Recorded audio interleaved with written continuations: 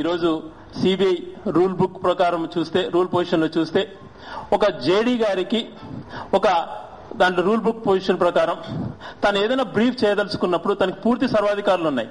అన్ని పత్రికలకు సమానంగా తను బ్రీఫ్ చేయాల్సింది, తను చెప్పాల్సిన అంశాలు చెప్పడానికి తనకు హక్కు ఉంది. అది కాదనటంలే. అది ఆ విధంగా చేయకుండా జేడీ లక్ష్మీనారాయణ గారు కొన్ని పత్రికలకు మాత్రమే లీకులు ఇస్తూ వాళ్ళతోనే ఎక్కువ సంభాషణలు చేస్తున్నారు. ఈరోజు మేము ఒక నోట్ కూడా పంపించడం జరిగింది. అందులో కొంతమంది కొన్ని పత్రికలకు సంబంధించిన వాళ్ళతోనే, లేకపోతే రాజశేఖర్ గారిని వ్యతిరేకించే ఛానల్స్ తోనూ ఎక్కువ సంభాషణ. గత 2 నెలలుగా తీసుకుంటే అనేక కాల్స్, వందలాది నిమిషాలు వాళ్ళతో మాట్లాడే సంభాషణ జరపటము, అది ఎక్కడికి దారితీస్తుందో మాకు అర్థం కావటంలే. వాటితో పాటు మాకు అంటే చంద్రబాల గారు ఎవరో మాకైతే తెలియదు, కానీ మేబీ సిబిఐ ఏజెంట్ ఉండొచ్చు, జర్నలిస్ట్ ఉండొచ్చు, మాకు తెలియదు. వాళ్ళు ఎంతసేపు అయినా మాట్లాడుకోవచ్చు. చంద్రబాల గారికి కూడా అనేక కాల్స్ లక్ష్మీనారాయణ గారు చేశారు. కానీ చంద్రబాల గారి నుంచి ఎవరైతే వ్యతిరేకంగా దీన్ని కక్షని కుట్ర పొందుతున్నారో వాళ్ళకు చంద్రబాల గారి దగ్గర నుంచి కాల్స్ వెళ్ళటం, దానిపైన మాకు అనుమానాలు ఉన్నాయి. వాటిపైన కూడా పూర్తి విచారణ జరపాలి, లేకపోతే వాళ్ళే వివరణ ఇవ్వాలి.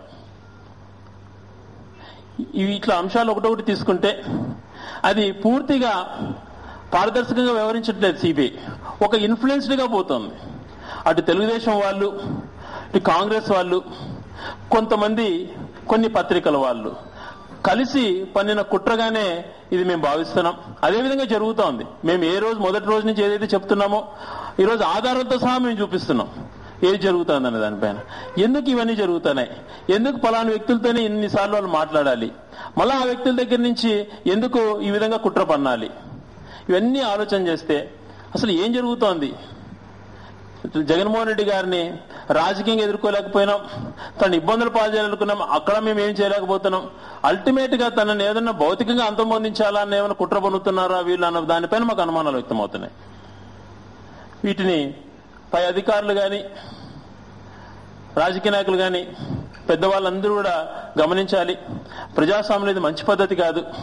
ఈరోజు ప్రజలు తీర్పు ఇచ్చారు.